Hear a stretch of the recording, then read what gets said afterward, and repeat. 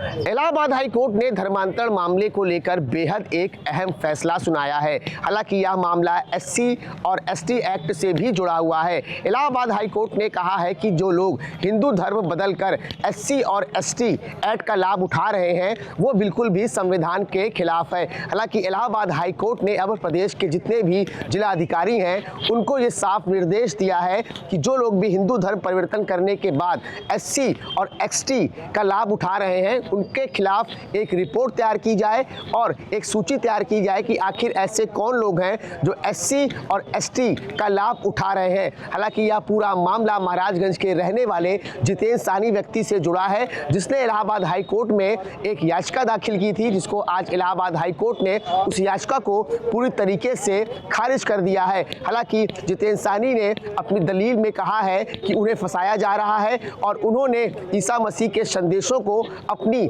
जमीन पर संबोधित करने के लिए कहा था, लेकिन जांच और हलफनामे में दो बातें बिल्कुल अलग अलग सामने आई हैं। हलफनामे में यह बताया जा रहा है कि जितेंद्र साहनी पहले हिंदू था, बाद में वह ईसाई धर्म में परिवर्तन किया और जांच में ये साफ आया है कि वो बहुत पहले ही ईसाई धर्म अपना चुका था। लेकिन अब इलाहाबाद हाई कोर्ट इस मामले में सख्त हो चुका है और जितने भी जिलाधिकारी हैं उनको ये साफ निर्देश दिया गया है कि 4 महीने के अंदर एक रिपोर्ट तैयार की जाए। जो लोग ऐसे हैं हिंदू धर्म परिवर्तन करने के बाद भी एससी और एसटी एक्ट का लाभ उठा रहे हैं, उनके खिलाफ जल्द से जल्द कार्रवाई भी हो सकती है। देखिए, जितेंद्र साहनी नाम का जो व्यक्ति था वो धर्मांतरण का महाराजगंज का वो धर्मांतरण करके ईसाई बन गया था और ईसाई बनने के बाद तमाम धर्मांतरण के कार्यों में लगा रहा और उसने एससी एसटी एक्ट का लाभ लेने के लिए अप्लाई किया।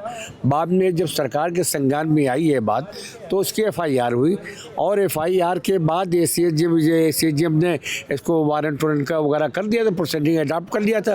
उस प्रोसीडिंग को क्वेश्चन करने के लिए ये यहाँ पर माननीय उच्च न्यायालय में उन्होंने याचिका दाखिल की और माननीय उच्च न्यायालय ने ये कहा कि जब आपने धर्मांतरण कर दिया, ईसाई हो गए, तो आप हिंदू रहे नहीं और जब हिंदू नहीं रहे तो आपको एससी एसटी एक्ट का लाभ नहीं मिलेगा।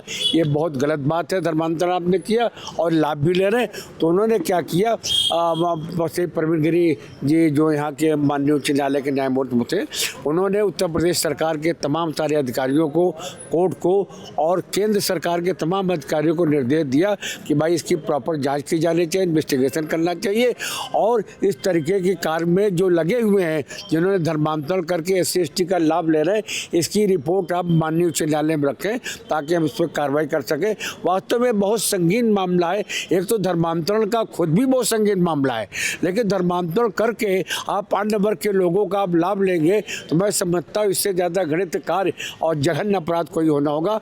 माननीय उच्च न्यायालय ने जो भी निर्णय लिया, जो आदेश पारित किया है, वो समाज को एक दिशा दिखाने के उसमें है और इस तरह से जो अपराध में लिप्त हैं अपराध से तो दूर भागेंगे और निश्चित ऐसे लोगों को सजा दी जानी चाहिए। मैं विजय चंद्र श्रीवास्तव, एडवोकेट, हाईकोर्ट इलाहाबाद।